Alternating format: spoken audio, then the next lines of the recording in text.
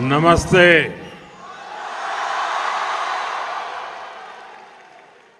अहलन व सहलन।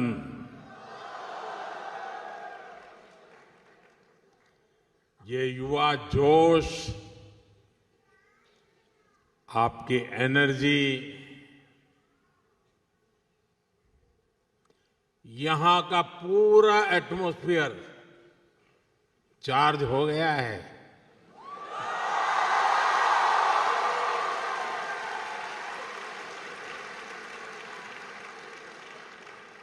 मैं उन सब भाई बहनों को भी नमस्कार करता हूं जो जगह की कमी के कारण इस हॉल में नहीं है और पास के हॉल में वो स्क्रीन पर ये प्रोग्राम लाइव देख रहे हैं।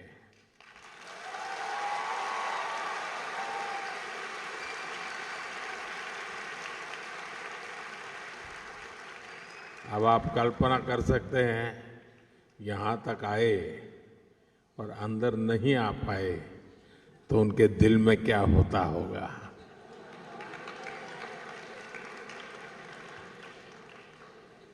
साथियों, मैं मेरे सामने एक मिनी इंडिया देख रहा हूं।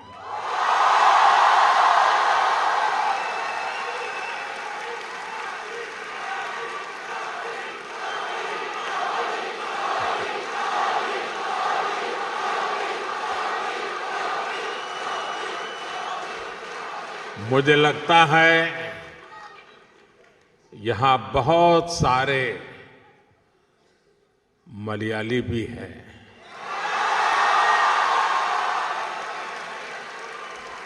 सुखमाणो,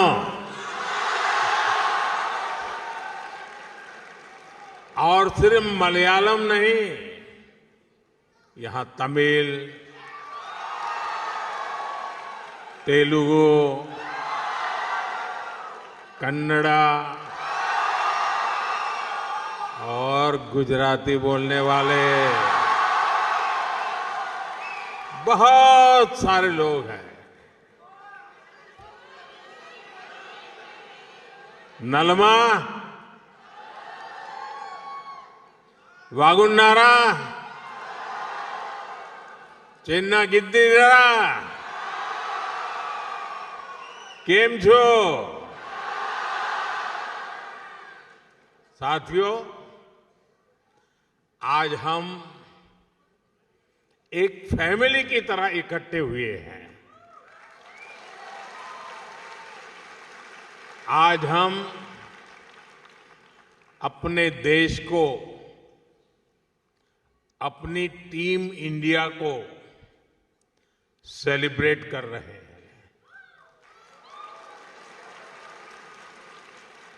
साथियों, भारत में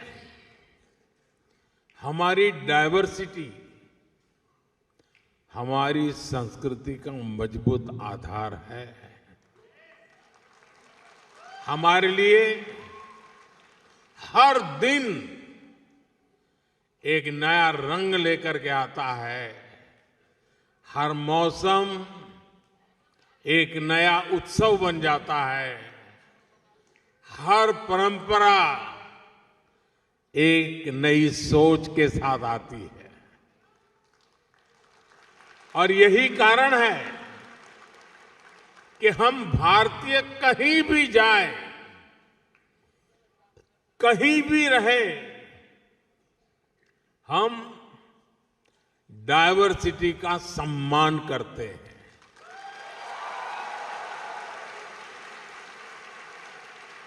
हम वहां के कल्चर, वहां के नियम कायदों के साथ घुल मिल जाते हैं। ओमान में भी मैं आज यही होते हुए अपने आंखों के सामने देख रहा हूं।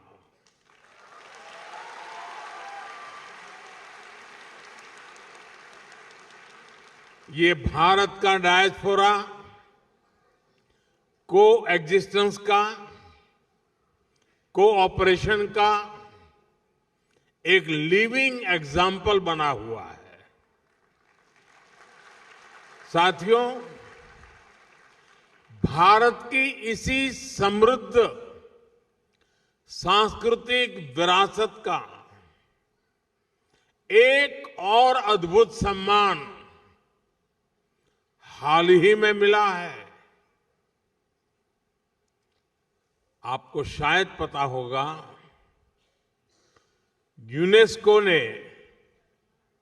दिवाली को इंटेजिबल कल्चरल हेरिटेज ऑफ ह्यूमैनिटी में शामिल किया है।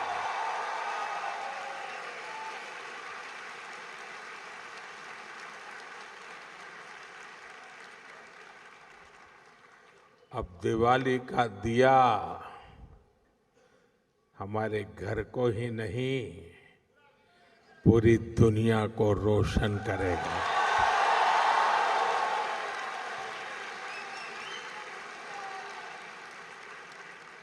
यह दुनिया भर में बसे प्रत्येक भारतीय के लिए गर्व का विषय है।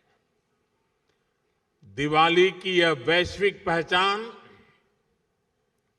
हमारी उस रोशनी की मान्यता है जो आशा, सद्भाव और मानवता के संदेश को, उस प्रकाश को फैलाती है।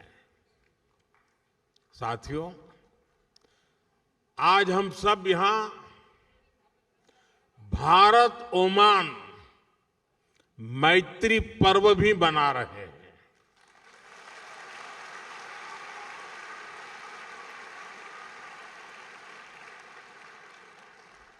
मैत्री यानी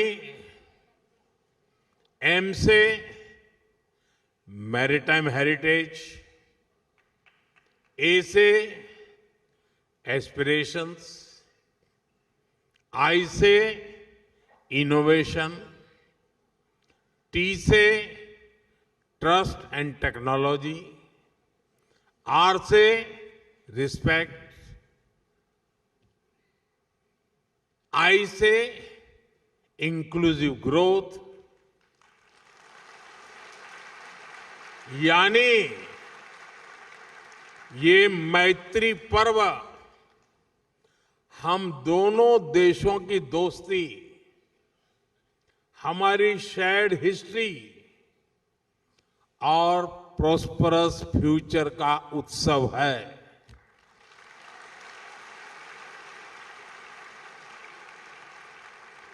भारत और ओमान के बीच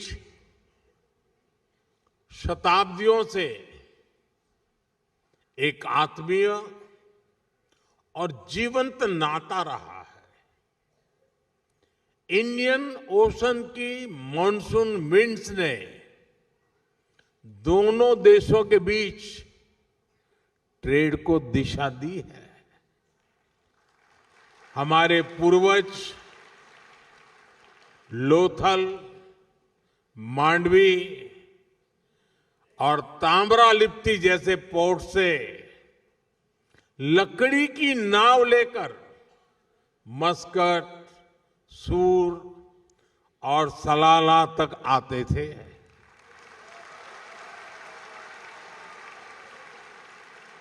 और साथियों, मुझे खुशी है कि मांडवी टू मस्कट इन ऐतिहासिक संबंधों को हमारी एम्बेसी ने एक किताब में भी समेटा है। मैं चाहूंगा कि यहां रहने वाला हर साथी, हर नौजवान इसको पढ़े और अपने ओमानी दोस्तों को भी एक गिफ्ट करे। अब आपको लगेगा कि स्कूल में भी मास्टर जी होमवर्क देते हैं और इधर मोदी जी ने भी आप करके होमवर्क दे दिया। साथियों, एक किताब बताती है कि भारत और ओमान सिर्फ ज्योग्राफी से नहीं बल्कि जनरेशन से जुड़े हुए हैं। और आप सभी सैकड़ों वर्षों के इन संबंधों के सबसे बड़े कस्टोडियन हैं। साथियों, मुझे भारत को जानिए क्विज में ओमान के पार्टिसिपेशन के बारे में भी पता चला है। ओमान से 10,000 से अधिक लोगों ने इस क्विज में पार्टिसिपेट किया।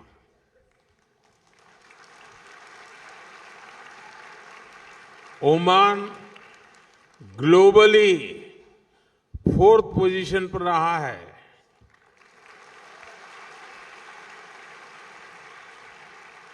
लेकिन मैं ताली नहीं बजाऊंगा। अरे ओमान तो नंबर 1 पे होना चाहिए।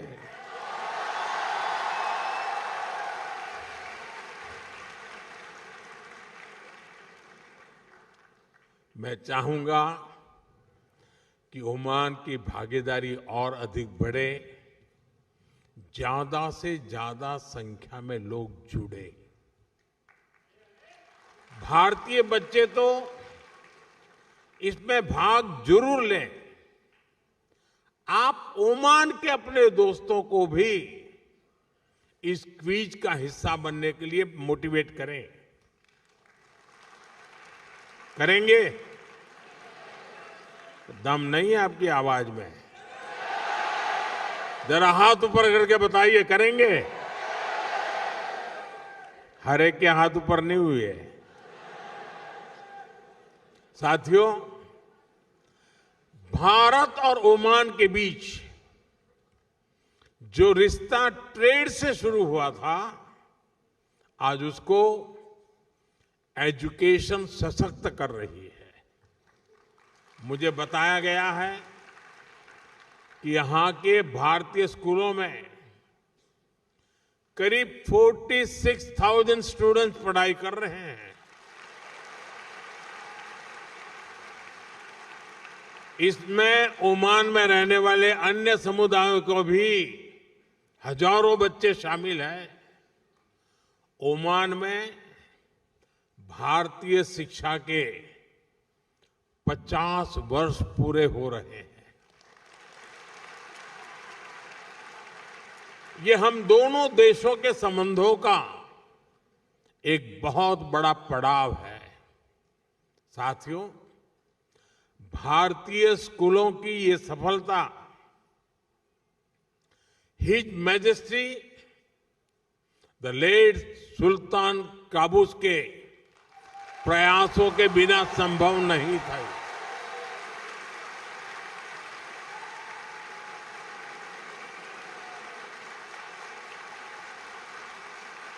उन्होंने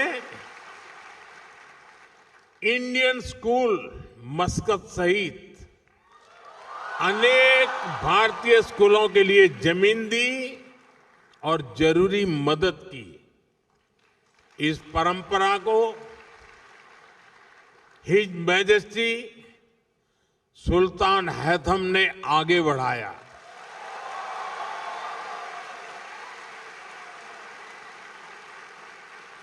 वे जिस प्रकार यहां भारतीयों का सहयोग करते हैं, संरक्षण देते हैं, इसके लिए मैं उनका विशेष तौर पर आभार व्यक्त करता हूं।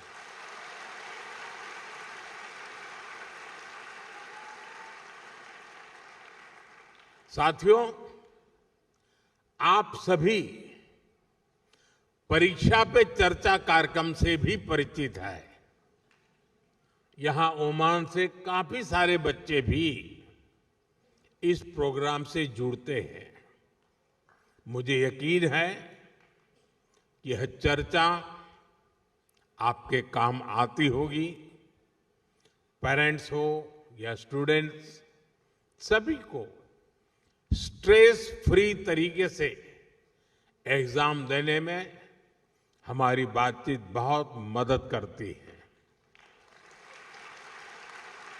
साथियों, ओमान में रहने वाले भारतीय अक्सर भारत आते जाते रहते हैं। आप भारत की हर घटना से अपडेट रहते हैं, सिर्फ फिल्में नहीं, मूवी नहीं। आप सभी देख रहे हैं कि आज हमारा भारत कैसे प्रगति की नई गति से आगे बढ़ रहा है।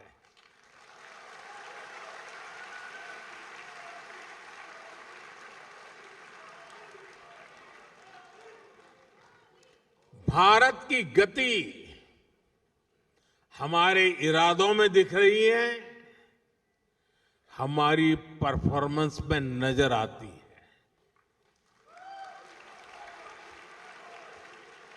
कुछ दिन पहले ही इकोनॉमिक ग्रोथ के आंकड़े आए हैं और आपको पता होगा भारत की ग्रोथ 8% से भी अधिक रही है।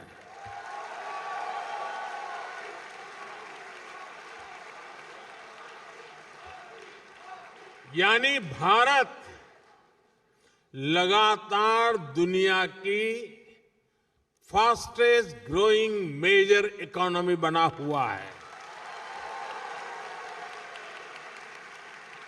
और ये तब हुआ है जब पूरी दुनिया चुनौतियों से घिरी हुई है।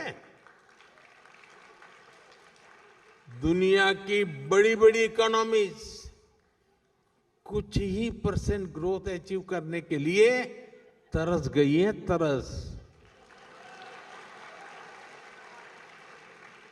लेकिन भारत लगातार हाई ग्रोथ के पथ पे चल रहा है।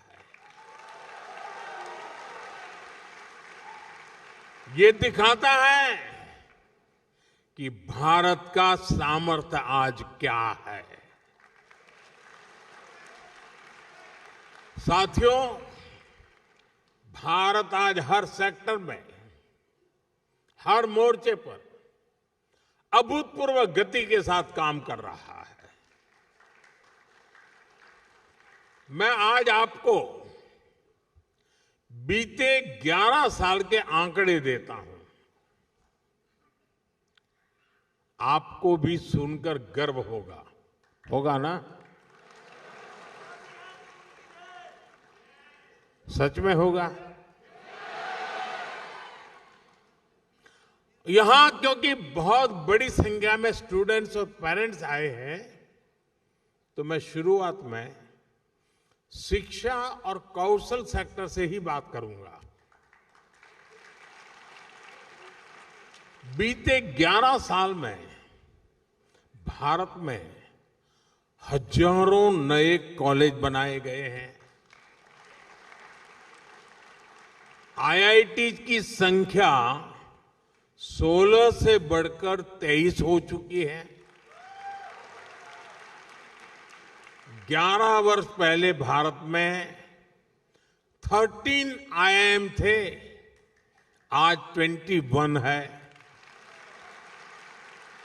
इसी तरह एम्स की बात करूं तो 2014 से पहले सिर्फ 7 एम्स ही बने थे, आज भारत में 22 एम्स हैं। मेडिकल कॉलेज 400 से भी कम थे, आज भारत में करीब 800 मेडिकल कॉलेज है। साथियों, आज हम विकसित भारत के लिए अपने एजुकेशन और स्किल इकोसिस्टम को तैयार कर रहे हैं। न्यू एजुकेशन पॉलिसी इसमें बहुत बड़ी भूमिका निभा रही है।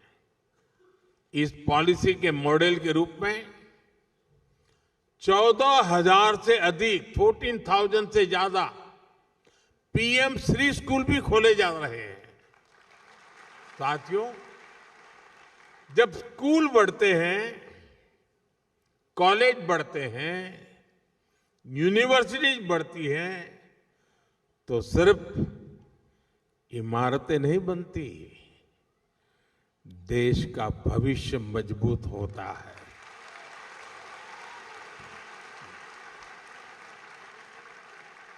साथियों, भारत के विकास की स्पीड और स्केल शिक्षा के साथ ही अन्य क्षेत्रों में भी दिखती है।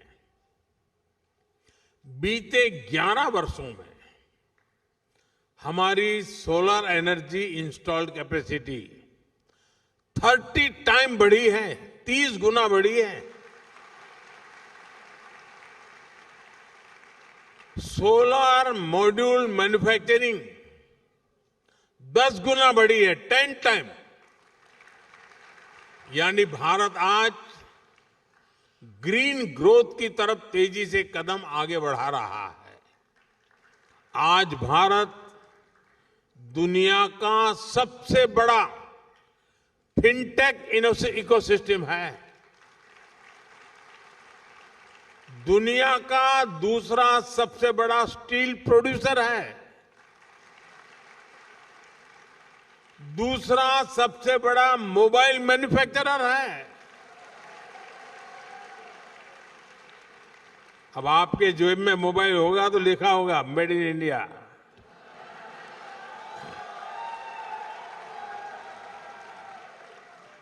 साथियों, आज जो भी भारत आता है तो हमारे आधुनिक इंफ्रास्ट्रक्चर को देखकर हैरान रह जाता है।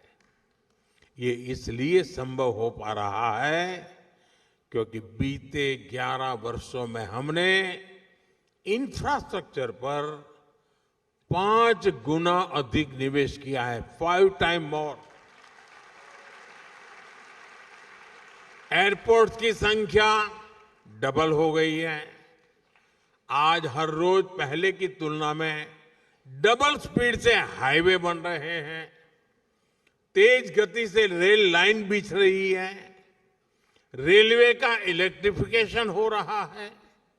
साथियों, ये आंकड़े सिर्फ उपलब्धियों के ही नहीं हैं, ये विकसित भारत के संकल्प तक पहुंचाने वाली सीढ़ियां हैं। 21वीं सदी का भारत बड़े फैसले लेता है, तेजी से निर्णय लेता है, बड़े लक्ष्यों के साथ आगे बढ़ता है और एक तय टाइमलाइन पर रिजल्ट लाकर ही दम लेता है। साथियों, मैं आपको गर्व की एक और बात बताता हूं। आज भारत दुनिया का सबसे बड़ा डिजिटल पब्लिक इंफ्रास्ट्रक्चर बना रहा है। भारत का यूपीआई यानी यूनिफाइड पेमेंट्स इंटरफेस दुनिया का सबसे बड़ा real time digital payment system है।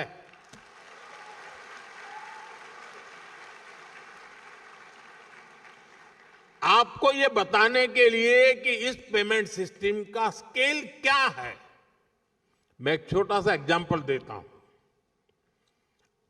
मुझे यहां आकर के करीब 30 मिनट हुए हैं, 30 मिनट्स हुए हैं।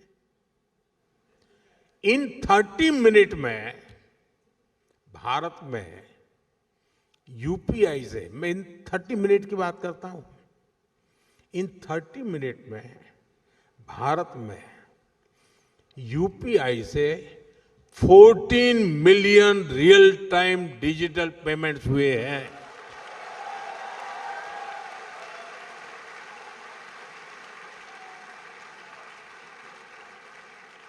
इन ट्रांजैक्शन की टोटल वैल्यू 20 बिलियन रुपीज है, उससे भी ज्यादा है। भारत में बड़े से बड़े शोरूम से लेकर एक छोटे से वेंडर तक सब इस पेमेंट सिस्टम से जुड़े हुए हैं। साथियों, यहां इतने सारे स्टूडेंट्स हैं, मैं आपको एक और दिलचस्प उदाहरण दूंगा। भारत के डिजी लॉकर की आधुनिक व्यवस्था बनाई है। भारत में बोर्ड के एग्जाम होते हैं तो मार्कशीट सीधी बच्चों के डिजी लॉकर अकाउंट में आ जाती है।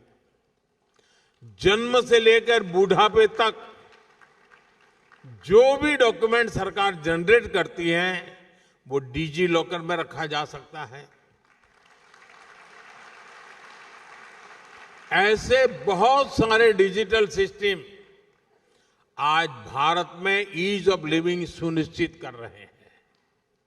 साथियों, भारत के चंद्रयान का कमाल भी आप सभी ने देखा है।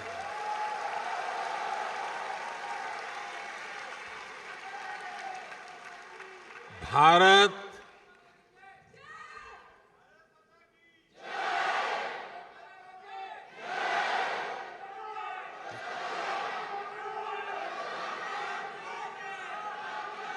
साथियों, भारत दुनिया का पहला ऐसा देश है जो मून के साउथ पोल तक पहुंचा है। सिर्फ इतना ही नहीं, हमने एक बार में 104 सैटेलाइट्स को एक साथ लॉन्च करने का कीर्तिमान बनाया है।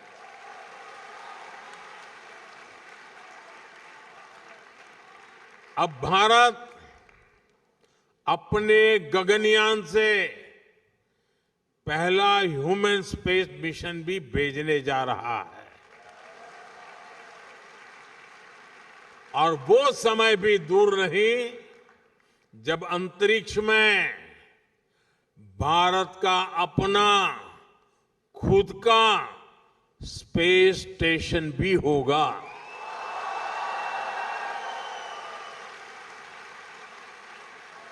साथियों, भारत का स्पेस प्रोग्राम सिर्फ अपने तक सीमित नहीं है, हम ओमान की स्पेस एस्पिरेशंस को भी सपोर्ट कर रहे हैं।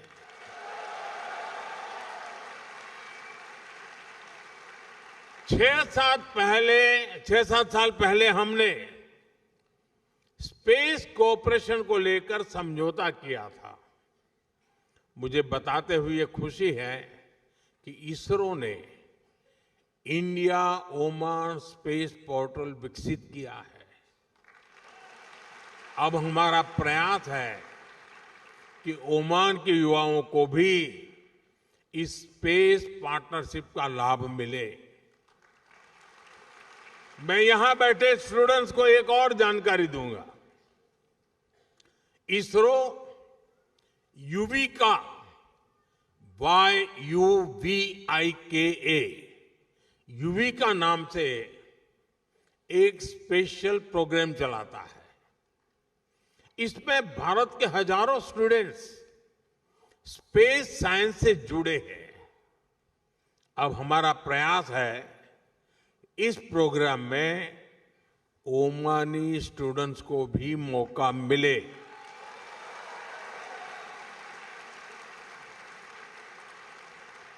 ये यूविका याद रखोगे? यूविका याद रखोगे? तो फिर जुड़ जाओ।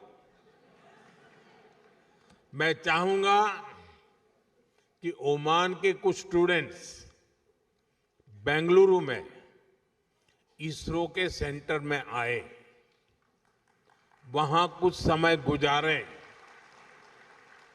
ये ओमान के युवाओं की स्पेस एस्पिरेशंस को नई बुलंदी देने की बेहतरीन शुरुआत हो सकती है।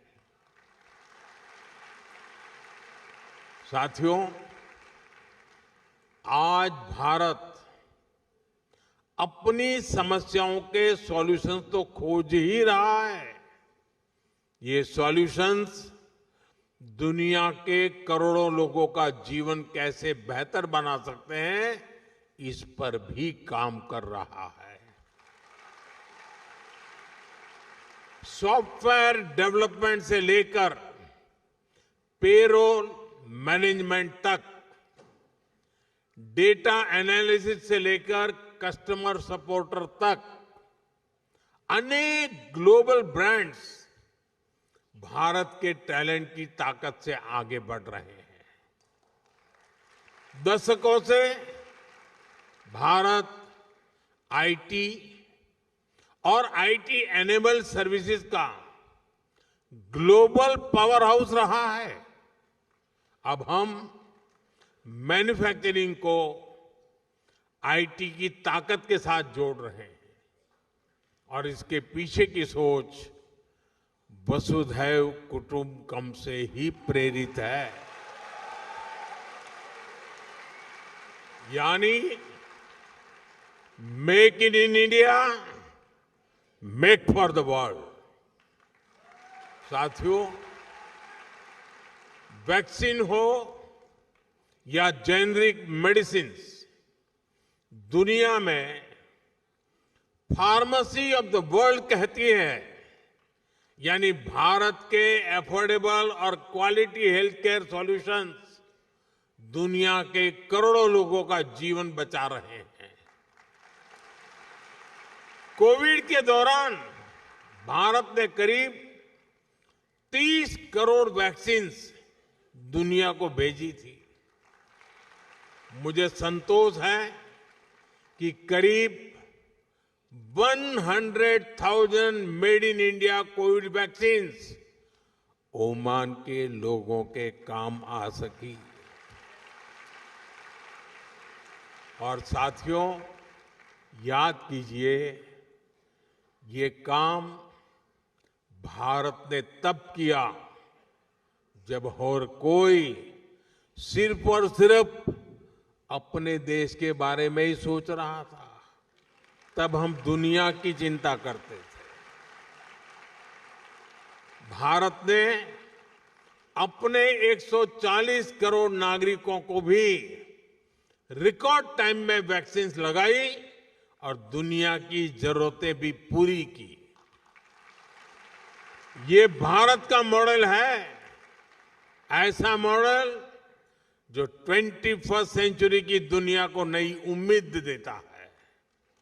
इसलिए आज जब Bharat made in India chief बना रहा है, एआई, क्वांटम कंप्यूटिंग और ग्रीन हाइड्रोजन को लेकर मिशन मोड पर काम कर रहा है, तब दुनिया के अन्य देशों में भी उम्मीद जगती है कि भारत की सफलता से उन्हें भी सहयोग मिलेगा। साथियों, आप यहां ओमान में पढ़ाई कर रहे हैं, यहां काम कर रहे हैं। आने वाले समय में आप ओमान के विकास में, भारत के विकास में बहुत बड़ी भूमिका निभाएंगे। आप दुनिया को लीडरशिप देने वाली पीढ़ी है।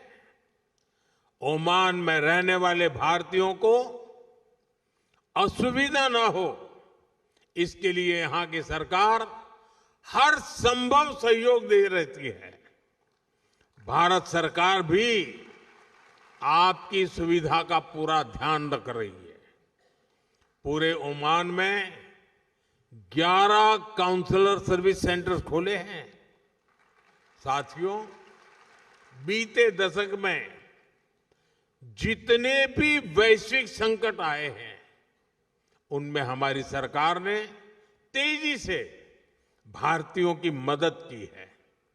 दुनिया में जहां भी भारतीय रहते हैं, हमारी सरकार कदम कदम पर उनके साथ है।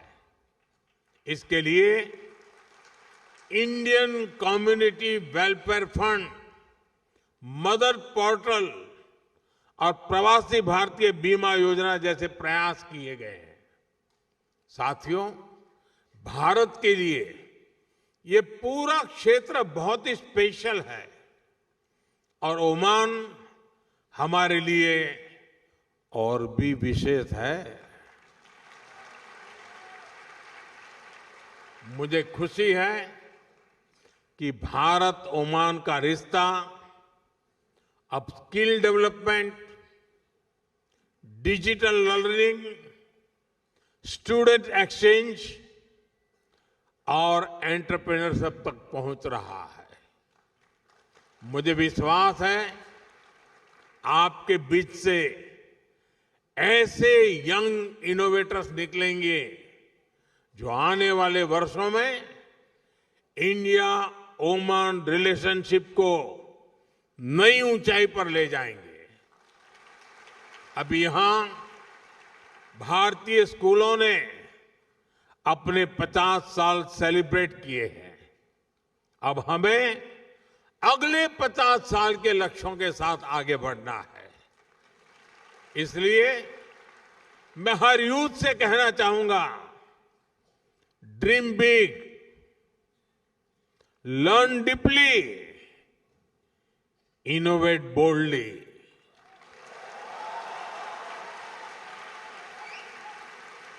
क्योंकि आपका फ्यूचर सिर्फ आपका नहीं है, बल्कि पूरी मानवता का भविष्य है। आप सभी को एक बार फिर उज्जवल भविष्य की बहुत बहुत शुभकामनाएं। बहुत बहुत धन्यवाद।